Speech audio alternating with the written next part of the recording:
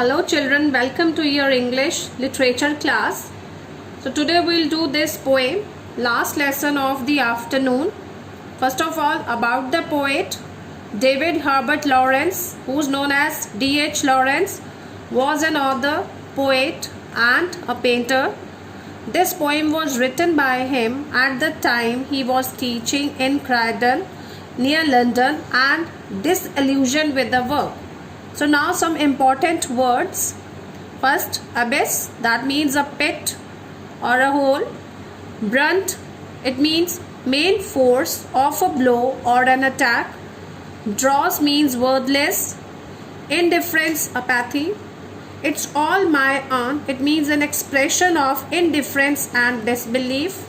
Leash, a strap, chain or rope used to control the animal. Quarry, that means prey or a person who is the aim of an attack. Slovenly means untidy, careless or clumsy. Threescore means 60. Tall hair means be damaging or harmful. So now I'll summarize the stanzas. First stanza introduces the poet's frustration at having to teach a disinterested batch of rowdy students. In second stanza, the poet is tired of going through the shoddily work of the children. He feels it is a waste of time for both the students and him. Third stanza describes the poet's conflicting thoughts, ending with a firm decision.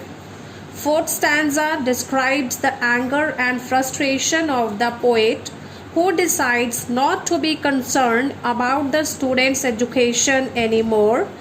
Fifth stanza is a further description of his frustration and a self-explanation convincing himself that the decision that he has taken is correct.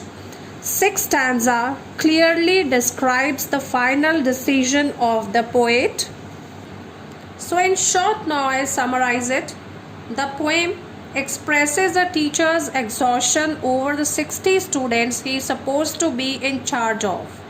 Despite his best efforts, he has come to the conclusion that there's nothing he can do to teach students who don't want to learn. They do lazy work, ignore his instruction, and he is tired of it.